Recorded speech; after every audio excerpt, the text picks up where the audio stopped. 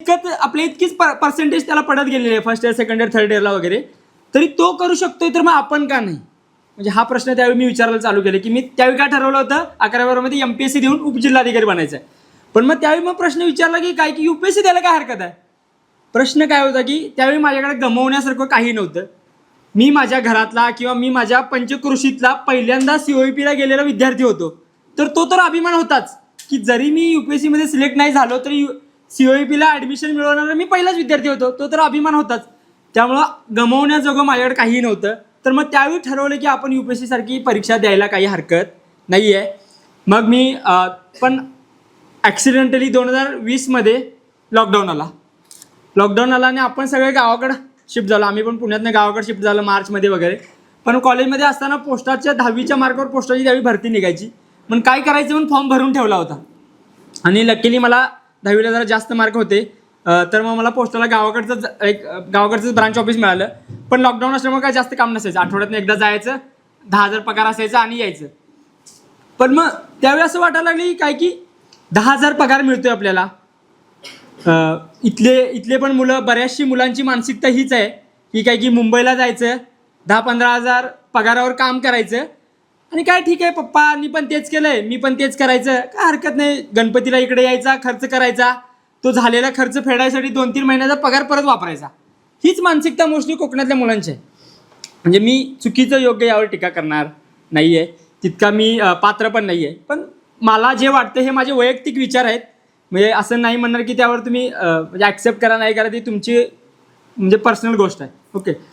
तर मग त्यावेळी असं वाटलं की 10-12 हजारावर नोकरी आहे, करायला पाहिजे. मग असं वाटायला लागलं की मला सांगा की गरुडानं झाडावर बसून चालेल काय? ज्या गरुडाला पंख दिलेले, आकाशात उडण्यासाठी दिलेले पंख असतात, तर त्या पंखांचा जर वापरच नाही केला तर तो गरुड असण्याचा फायदा काय? बरोबर आहे ना? सेम परिस्थिती मग मला त्यावेळी खंत वाटायला लागली की ज्या माझ्यापेक्षा 10वी 12वी किंवा कमी शिक्षण झालेले किंवा ज्यांनी गावाकडून शिक्षण केले अशी लोक मला ऑर्डर देत असायचे. पोस्टमन असल्यामुळे काय आवो जाओ घर तुम्हाला कोण पण मला बोलायचे की मग काय शेवटी खालच्या पातळीवर काम करत असल्यामुळं प्रशासनातल्या प्रत्येकाचं ऐकून घ्यायची परिस्थिती यायची. मग त्यावेळी मला असं वाटायचं की आपली पात्रता असताना किंवा आपलं क्वालिफिकेशन असताना आपण प्रत्येकाचं काय ऐकून घ्यायचं. मग त्यावेळी असं ठरवलं की काय नाही, पोस्टमनचा जॉब मी 8-10 महिने केला होता, तो जॉब सोडून द्यायचा. 1 लाख रुपये वगैरे सेव्हिंग झालं होतं. तर मग तो सोडून द्यायचा असं ठरवलं आणि 2021मध्ये दिल्ली गाठायचं असं ठरवलं. सो 2021मध्ये दिल्लीमध्ये गेलो, 1 वर्ष क्लास केला आणि 2022चा पहिला अटेम्प्ट दिला UPSCचा. तर ठरल्याप्रमाणे काय अशी काय अपेक्षा नव्हती की पहिल्याच अटेम्प्टमध्ये यशस्वी व्हायचं आहे.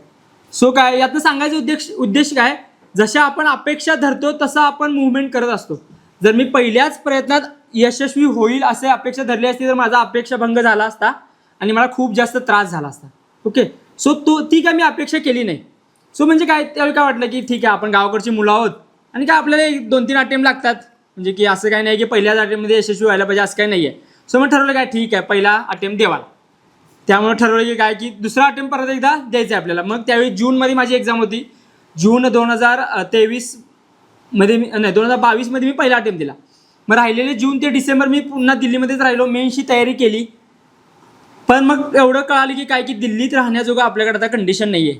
कारण दिल्लीतला खर्च महिन्याला 10-15 हजार यायचा, प्लस दिल्लीच्या उन्हाळ्यामध्ये खूप जास्त गरमी असायची, हिवाळ्यामध्ये खूप जास्त थंडी असायची. त्यामुळे हीटर किंवा AC लावणं आपल्याला खिशाला परवडणार नव्हतं. आणि आप गव्हर्नमेंटची देण अशी होती की 200 युनिट बिजली आणि 200 युनिट पाणी फ्री असायचं. त्यामुळं लाईट बिल आणि पाण्याचं बिल यायची नाही याची खात्री यायची, कारण 200 युनिट झालं की खूप जास्त बिल यायचं. सो मग ते थोडा फायदा झाला होता आम्हाला. आणि मग जानेवारी 2023मध्ये पुण्याला आलो.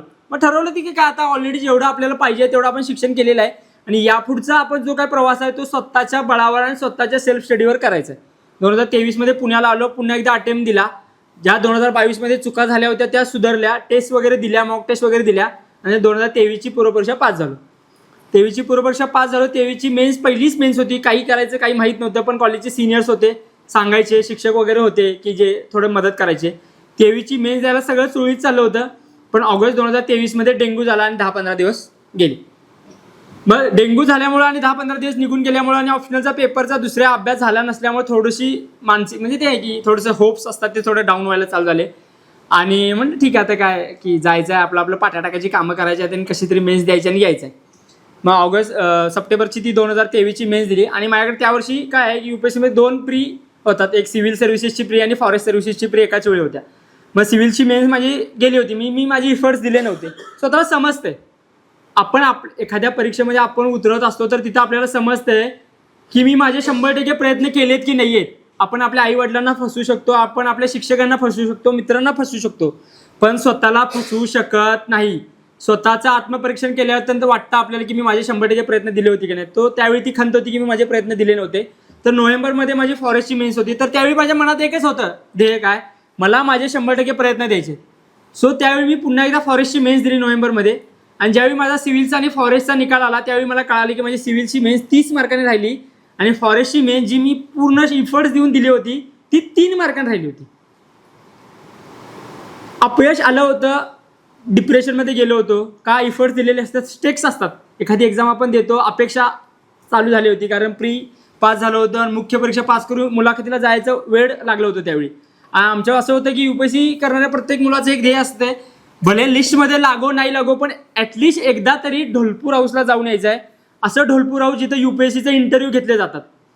ओके, तर मग ते 3 मार्कांनी माझी मेन्स राहिल्यानंतर मला काय वाटलं की अपयशी झालो होतो, बरोबर आहे, पण त्या अपयशातून खचून न जाता त्यातून पॉझिटिव्ह राहणं काय आहे की बाबा आपण चुकीच्या मार्गावर तर नाही आहोत. आपण ज्या गावाला जाणार आहोत तर आपण बरोबर गावाला जाणारी बस पकडलेली आहे, हे त्यातून आत्मपरीक्षण केलं. सो मग पुन्हा एकदा खचून न जाता 2024मध्ये पुन्हा एकदा आपण प्री द्यायची असं वाटलं. आणि जी 3 मार्कांनी राहिलेली प्री आहे म्हणजे 3 मार्कांनी जी राहिलेली मेन्स आहे त्या परीक्षेची प्री काढायला पाहिजे. म्हणजे फॉरेस्टची प्री थोडा कट ऑफ सिव्हिलपेक्षा जास्त लागतो 10 मार्कांना, ती काढायचं याच्यासाठी वेट होतं. सिव्हिल काय निघेल नाही निघेल याची गॅरंटी काय खरं वाटत नव्हतं. पेपर जास्त होते आणि मार्जिन ऑफ इरर खूप जास्त होतं. आणि 2024ची मी पुन्हा एकदा प्री दिली आणि त्यावेळी असं कळालं की ज्या परीक्षेत माझी 3 मार्कांनी राहिली होती त्याची प्री तर माझी निघालेली नाही आहे आणि ज्याची मेन्स माझी 30 मार्कांनी राहिली त्याची फक्त पूर्वपरीक्षा माझी निघालेली आहे. मग तिथं पुन्हा एकदा आत्मविश्वास थोडासा ढळा की आता काय होणार आहे काय माहीत. 30 मार्कांनी राहिल्या, 30 मार्क क्रॉस करून जाणं UPSCच्या थोडंसं डिफिकल्ट आहे. असं नाही की काय की करू शकत नाही, असं नाही, थोडंसं अवघड आहे, करू शकतो. पण मग त्यावेळी काय ठरवलं की ठीक आहे, आपल्याला आता गमवण्याजोगं काही नाही आहे आणि आपलं काय महत्त्वाचं आहे तर इफर्ट्स द्यायचं महत्त्वाचं आहे. सो 2023च्या मेन्समध्ये ज्या चुका केल्या होत्या की मी मॉक आन्सर रायटिंग केली नव्हती, ऑप्शनलचा सिलेबस रिवाईज केला नव्हता, थोडंसं GSचा स्टडी केला नव्हता, त्या चुका 2024मध्ये केला आणि अतिशय चांगल्या प्रकारे चाललं होतं प्रिपरेशन. असं वाटत होतं की आता 100% आपण 30 मार्क क्रॉस करून अजून 50 मार्काचं लीड घेतोय की काय असं वाटत होतं. तितक्यात पुन्हा एकदा ऑगस्टचा पहिला आठवडा आला आणि मला परत एकदा डेंग्यू झाला. पण मग त्यावेळी लक काय वाटलं की ठीक आहे, मागच्या वेळी डेंग्यू झाला होता, 15 दिवस वाया गेले होते म्हणून बरं झालं, कारण यावेळी एकच आठवडा वाया गेला. त्यामुळे मग एका आठवड्यात ते अँटीबॉडीज डेव्हलप झाले होते, त्यामुळे इतका जास्त त्रास झाला नाही. मग पुन्हा एकदा मेन्स दिली आणि GSचा पेपर चालू होते. GSचे पेपर झाल्यानंतर असं वाटलं की आता 100% यावर्षी आपण ढोलपूर हाऊसला जातोय की काय अशी खात्री वाटली. आठवड्यानंतर ऑप्शनलचे पेपर असतात. ऑप्शनलचा पहिला पेपर दिला जो की माझा स्ट्रॉंग पॉईंट होता, तो पण दिला. तो दिल्यानंतर मग अजूनच कॉन्फिडन्स वाटला की आत्ता तर 100% ढोलपूर हाऊसला जातोय की काय. आणि ऑप्शनलचा दुसरा पेपर दुपारच्या 17 असतो, तो दिला आणि पूर्ण सगळा कॉन्फिडन्स होता तो ढेपाळा की आता म्हटलं की आता काय खरं नाही, यावर्षी पण गणलं वाटते, म्हणजे पुन्हा एकदा पूर्वपरीक्षा द्यावी लागते की काय असे वाटायला लागलं.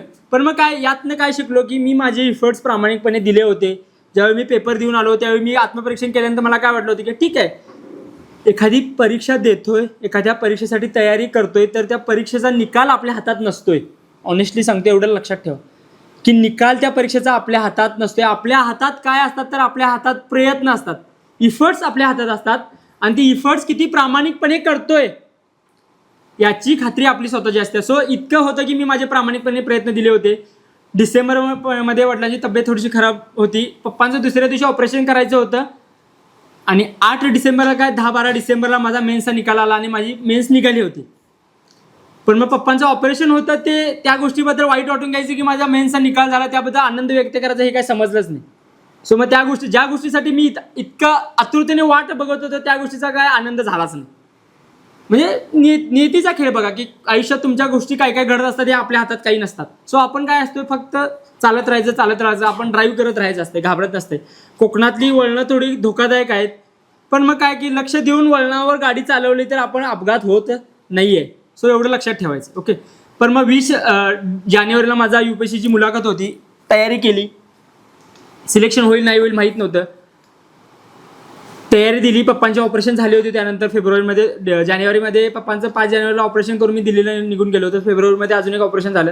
पण मग आता पप्पांना पण थोडंसं एन्व्हायरमेंट चेंज म्हणून मग आम्ही बकऱ्यात गेलो होतो की बाबा थोडंसं वातावरण बदल म्हणून.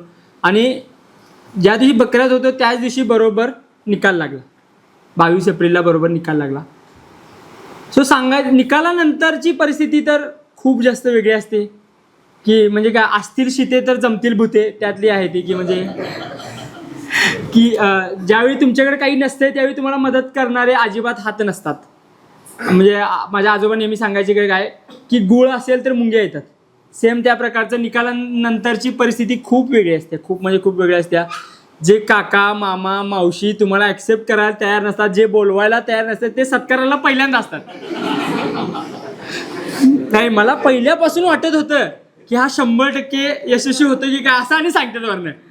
सो मग त्यानंतर यातनं सांगायचा उद्देश काय की लोक तुमच्यासोबत कशीही वागली तरी तुम्हाला तुमचं ध्येय काय आहे, तुम्हाला तुमचं गोल काय आहे, या गोष्टीवर काम करायचं आहे.